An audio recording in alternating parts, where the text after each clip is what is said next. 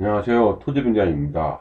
지난 시간에 계속 농업균형지역, 농지구 농보구에 대해서 계속 다루고 있습니다. 상당히 이게 중요한 내용입니다. 그래서 개념을 잘 잡고 있어야 실전 투자에서도 이걸 활용할 수 있고 응용할 수가 있거든요. 근데 이 개념이 처음에 잡기에는 어렵더라고요.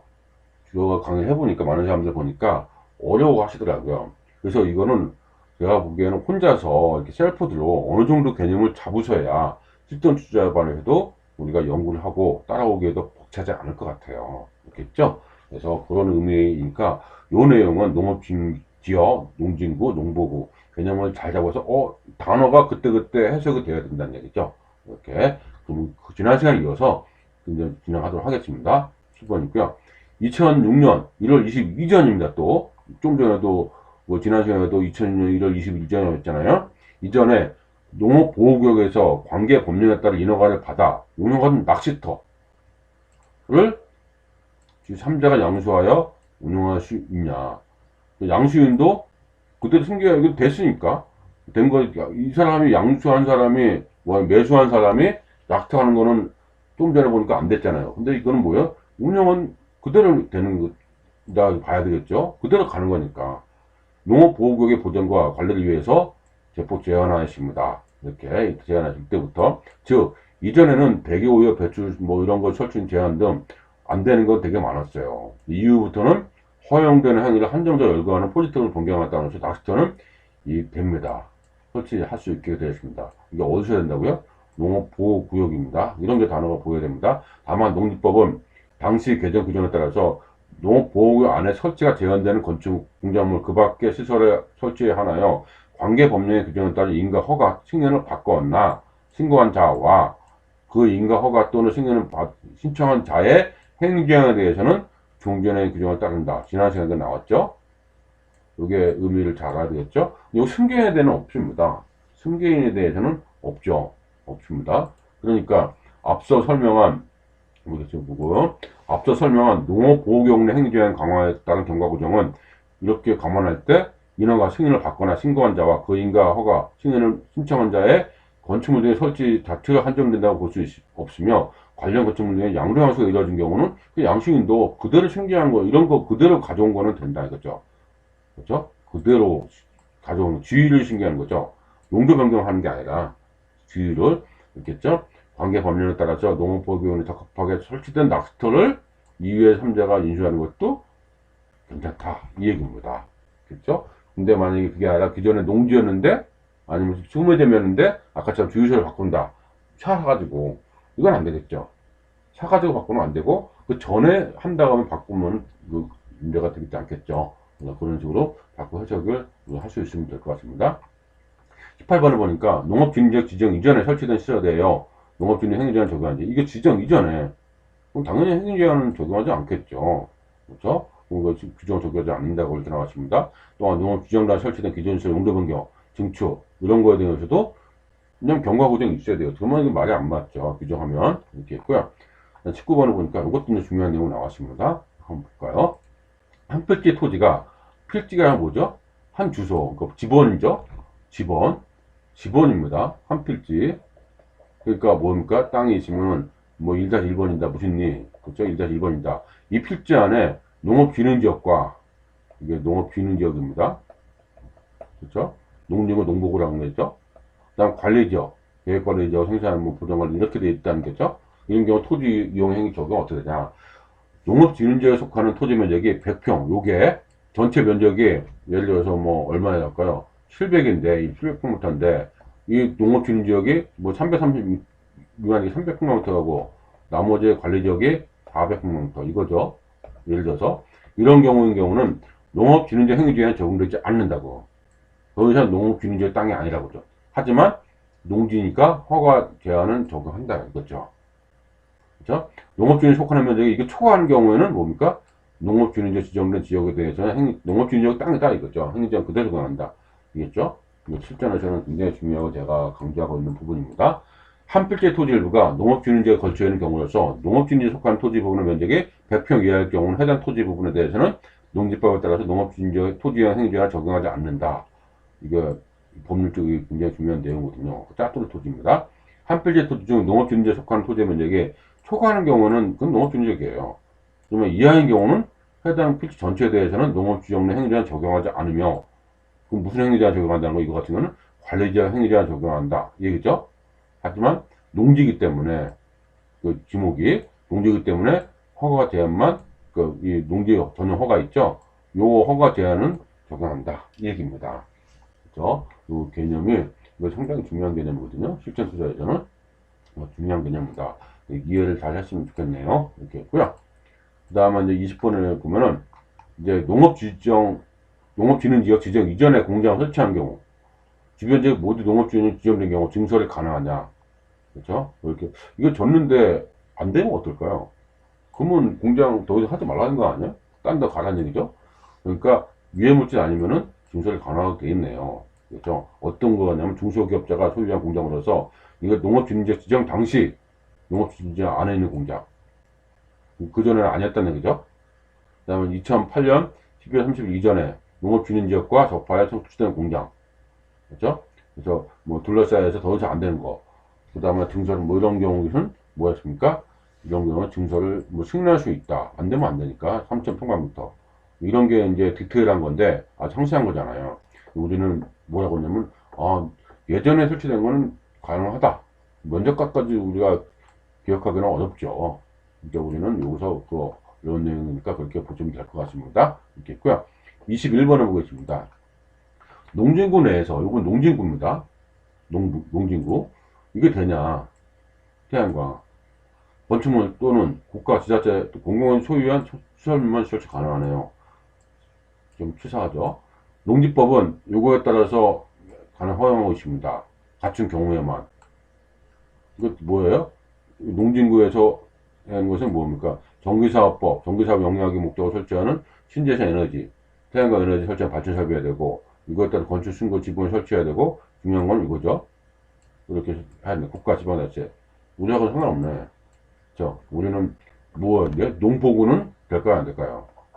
농포구는 태양광이 됩니다. 이렇게 됩니다. 저도 했던 겁니다. 이렇게 했고요. 그 다음에 이제 22번 보겠습니다. 농진구 내에, 농진구입니다. 국가가 소유한 폐철도 부지 위에 태양광이 가능하냐? 이건 농진구 국가가 소유한 거 가능하겠죠. 그렇죠? 그래서 이것 따라서 하는 것은 설치 가능합니다. 여기서 시설물을 이렇게 해야 되니까 등에도 가능하겠다. 이렇게 나오고 있습니다. 23번. 농지구 내 국어를 농업진흥구 밖에 설치한 증인로. 농업진흥구역 내 국어를, 국어가 있습니다. 근데 밖에 설치한 음식물에 진입 설치할 수 있는, 설치는 일단 제한된 거죠. 진입로는 주된 시설을 부속시로 해서 주된 시설이 농업진흥에 허용하지 않은 경우 그 진입로에 대해서는 행위 제한을 설치가 제한된다. 이 얘기입니다. 다른 방법을 찾아야 되겠네요. 안 된다고 했으니까. 있겠죠? 그 다음에 24번 보니까 농지구 내 풍력발전소는, 농지구 내 풍력발전소는, 이거는 또 되게 금했네요. 그러니까 농지법에 따라서 풍력발전설비, 송수설비, 방수설비 등은 농업진흥직 내 사용하고 있습니다. 또한 이것에 따라서 농촌을 허가를 할 때 허가권자는 심사에 따라서 아니한 경우는 한다고 되어 있고, 따라서 허용된 시설 경우에도 심사를 해서 전용이 제한될 수도 있다는 거죠. 무조건 되는 건 아니다. 그 얘기입니다. 이런 게 어려운 거잖아요. 분명히 된다고 했는데 또 심사한다고 하면은 뭐야 이거, 그죠?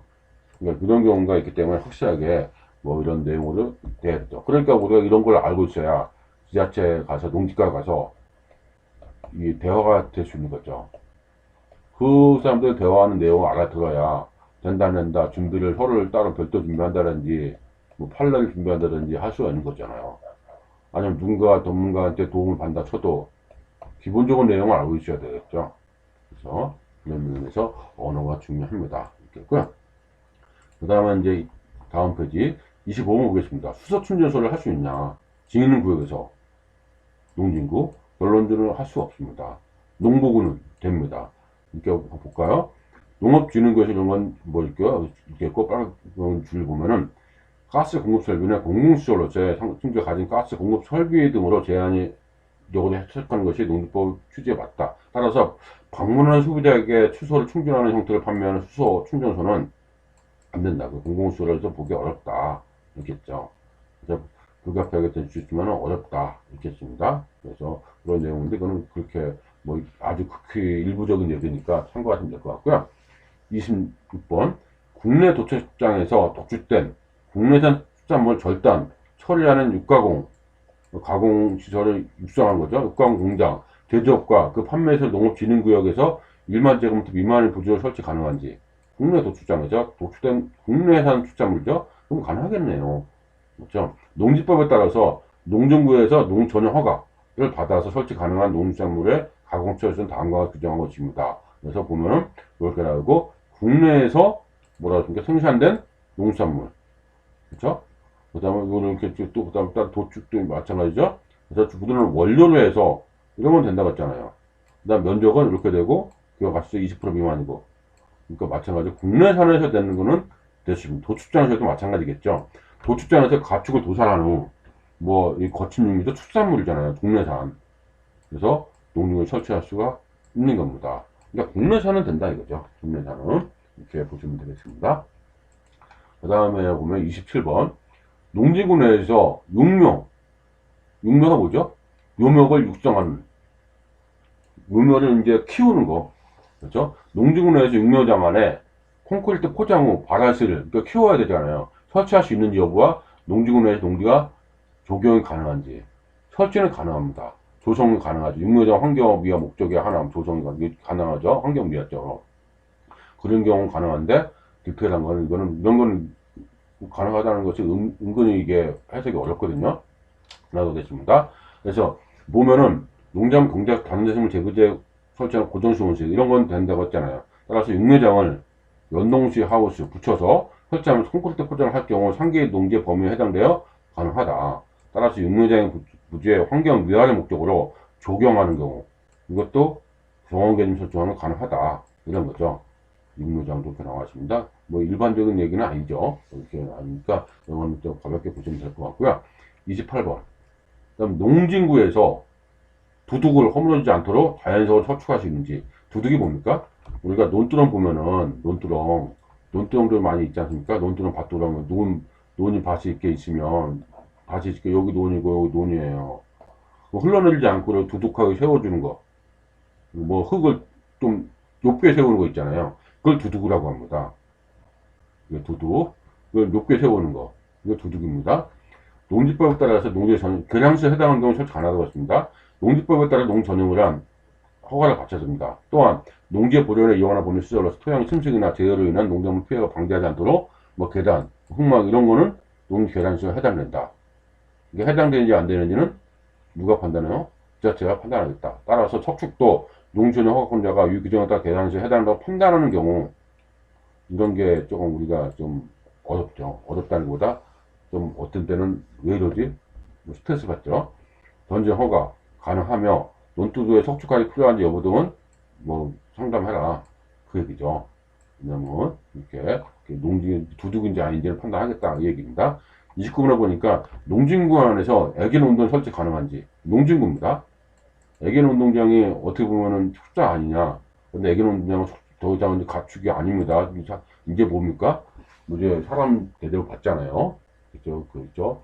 뭐 그런 거 축이 아니랍니다. 설치를 불가능하죠. 당연히 되겠죠. 농진구에서는 이렇게 그겁니다. 애견 운동장은 숫자와 같은 농수산물 생산은 아니죠. 그러니까 당연히 안 되는 게 맞습니다. 이렇게 보셔야 될 겁니다. 하나씩 읽어보면서 해석이 될 겁니다. 이렇게 있고요.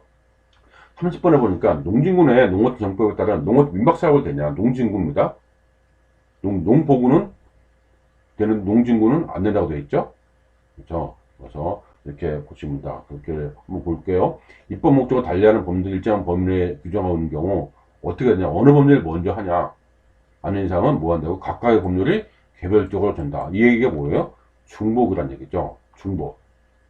중복 적용. 그러니까 이것도 적용하고 저것도 적용하고. 무슨 얘기냐면 어떤 행위가 이 법 A 법원도 적용되고 B 법원도 적용되고 이게 충돌 생길 수가 있잖아요. 법이. 그렇죠? 근데 이걸 충돌될 경우 따로 특별하게 이거를 적용하라. 그러지 않는 이상은 뭐라고요? 둘 다 적용한다고요. 그 뜻입니다. 둘 다 적용한다. 그 뜻입니다. 한번 보면은 뭐라고 됐냐면 입법 목적을 달리하는 법률이 두 가지 법률 있죠. 일정한 행위에 관한 요건을 각각 규정하고 있는 경우에는 어느 법률이 먼저 하냐. 그런 경우 아닌 이상은 뭐 서로 이제 배타적으로 적용된다고 뭐 적용되지 않은 이상은 뭐입니까? 그 행위에 대해서는 각 법률 규정에 따른 요건을 충족하면 각각의 법률 중복으로 적용된다 할 것입니다. 이렇게 나왔죠. 농어촌정법은 생활환경을 대해서 건설규정에 위반하는 법률이고, 농지법은 소유의 보전 이용하는 법률이기 때문에 이건 농지법에서는 또 못하게 하는 거죠. 그렇죠? 그래서 농어정법과 농지법은 서로 법률이 다르기 때문에 배타적으로 적용되는 관계가 있다고 볼 수 뭐 아니에요. 따로죠. 따라서 뭐 농어정법에 따라서는 된다 하더라도 이 사업에 농지법이 안 된다고 하면은 안 되는 거죠. 그러니까 농진구에서는 민박 사업이 안 됩니다. 농보구는 될 수 있고요. 됩니다. 거의 농진구는 안 된다는 거. 그런 식으로 자꾸 우리가 해석할 수 있어야 될 것 같습니다. 그렇죠? 이렇게. 그 다음에 이제 31번에 보면 나오는 게 농업주택 설치요건 농업을 영위하는 최대 의미.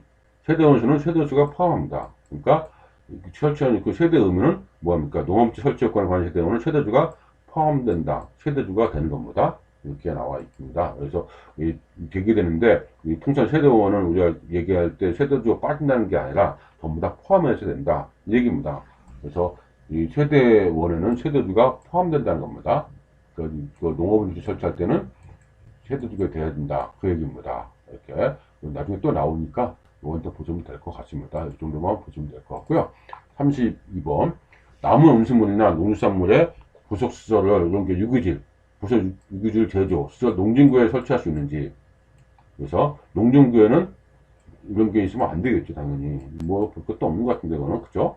그 농진구에 허용되는 게 문제입니다. 하지만 여러 오염이 되고 이런 것이 유기질 비료 제조 시설은 당연히 포함되지 않는다 할 겁니다. 이것도 지역적인 문제니까 넘어가죠. 이렇게 지역적인 문제잖아요. 우리하고 크게 상관없잖아요, 이거는요. 그렇죠? 여러 가지 내용이었습니다. 이거 제가 보면은 이상 농업 주인지역에 대해서 기본 개념과 함께 대정자 정리했습니다. 보시면 개념을 잘 잡아야 돼요. 2023년 농기 민원 사례했던 내용입니다. 민원이 많이 있는 내용들을 모아서 민원 사례집으로 나온 겁니다. 알겠죠? 그래서 상당히 30 몇 번까지, 32번인가요? 1번까지 있는데, 이렇게 32번까지 있는데, 이 내용이 거의 한 번, 두 번, 그러니까 이 내용이 뭐라고 됩니까? 좀 비유가 좀 그런데, 이런 내용들이 그냥 뭐 읽혀지기는 어렵겠죠, 바로. 근데 그거 읽어가면서 해석을 될 정도는 우리가 돼야 되지 않을까. 이런 걸 안다고, 이것만 안다고 해서 투자를 연구한다. 그건 못하죠. 요거 알아서 투자할 수 있을까요? 이거 안다고 해서? 투자는 이거하고는 조금 다르죠. 그죠? 이런 것들을 모아서 뭐가 되는 거예요? 하나의 투자에 연결되는 거지. 이거 날 알았어. 그럼 바로 투자할 수 있어. 이렇게 되는 게 아니라는 얘기죠. 그래서 요 내용은 그런 의미에서 많은 내용이 있지만은 농업진흥지역이 상당히 매력 있는 상 중에 하나입니다. 농지가 보고가 그렇죠. 농업진흥지역은 조금 더 연구를 많이 하신 분, 이거 보수라고 하죠. 그런 분들이 농업진흥지역 많이 하는데 우리 일반 투자에서는 농보고도 아주 훌륭한 투자거든요. 농보도 굉장히 훌륭한 투자이기 때문에 농보고를 중심으로 해서 연구를 많이 하는 것도 괜찮습니다. 그래서 농보고에 대한 개념이 먼저 농진구보다는 더 우리가 익숙하게 들려야 될 겁니다. 그러면서 되는지 안 되는지 있습니다. 오늘 이번 사례는 농진구가 상당히 많았어요. 그 얘기는 뭐예요? 농보고는 해당이 안 되는 걸로 우리가 봐야 되겠죠. 물론 이제 좀 더 들여다 봐야 되겠지만 실전에서는 이렇게 연관관계를 연구하는 것이 바로 실전 과정입니다. 알겠죠? 이상으로서 토지투자 언어, 그죠? 토지투자 언어 뭡니까? 제목이 토지투자 언어 농업진흥지역에 그리고 농보고, 농진구에 대해서 살펴봤습니다. 네, 이상으로서 얘기하는데 자주 보시기 바라고 어떤 단어 익숙함을 우리가 익숙해지기 바랍니다. 그러면 다음 시간에 뵙도록 하겠습니다. 예, 다음 시간에 뵙겠습니다.